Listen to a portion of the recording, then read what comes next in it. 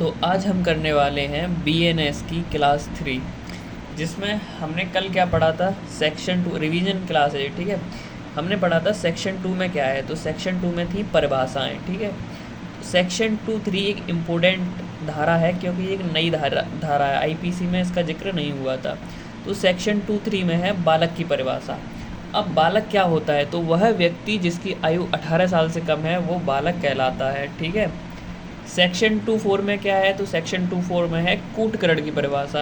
अब कूटकरण से तुम क्या समझते हो कि नकल करके वस्तु बनाना कूटकरण कहलाता है, लेकिन धोखाधड़ी करने के आशय से एक वस्तु की नकल करके दूसरी वस्तु बनाना ही कूटकरण कहलाता है।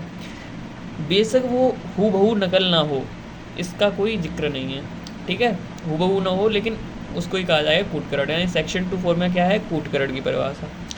सेक्शन 2(5) में क्या है, तो न्यायालय यानी कि कोर्ट की परिभाषा है, इसको डायरेक्ट याद रखना है तुम्हें।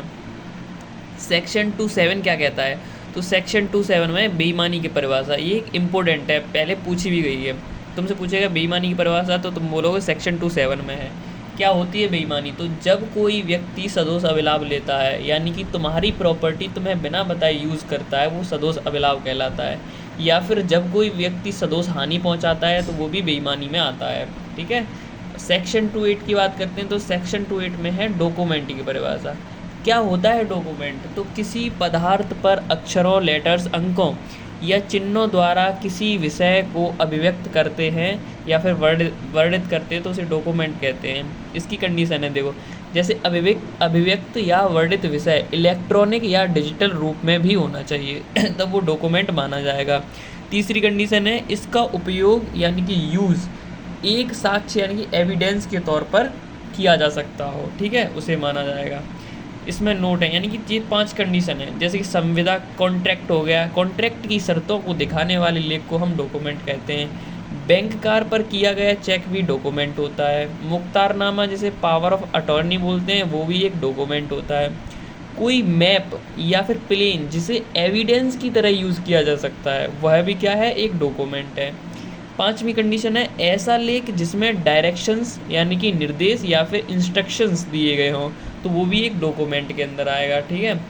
अब इस डॉक्यूमेंट से रिलेटेड तुम 2 केस याद रखना। पहला केस है श्यामाचरण बनाम SDM, जिसमें करेंसी नोट को डॉक्यूमेंट माना गया था, ठीक है। दूसरा केस है बोरैया बनाम कर्नाटक राज्य, जिसमें जो PM रिपोर्ट होती है उसको भी डॉक्यूमेंट माना गया था, और पोस्टमार्टम रिपोर्ट भी एक डॉक्यूमेंट है।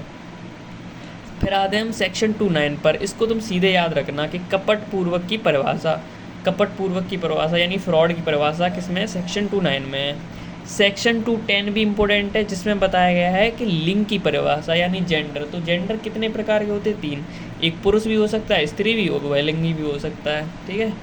एक और धारा है इम्पोर्टेंट, सेक्शन 2(11), इसमें तुम्हें क्या याद रखना है कि सेक्शन 2(11) में है सद्भावपूर्वक। कोई भी कार्य सद्भावपूर्वक किया हुआ माना जाएगा, कब, जब वह कार्य करते हुए सम्यक सतर्कता बरती गई हो, और दूसरी कंडीशन सावधानी, पूरी सावधानी बरती गई हो, तो उसे माना जाएगा। तो सेक्शन 2(11) में क्या है, सद्भावपूर्वक, इन गुड फेथ। ये क्लास यहीं समाप्त होती है। ये क्लास रिवीजन क्लास थी, तुम शॉर्ट टाइम में रिवीजन कर सकते हो इससे, ठीक है।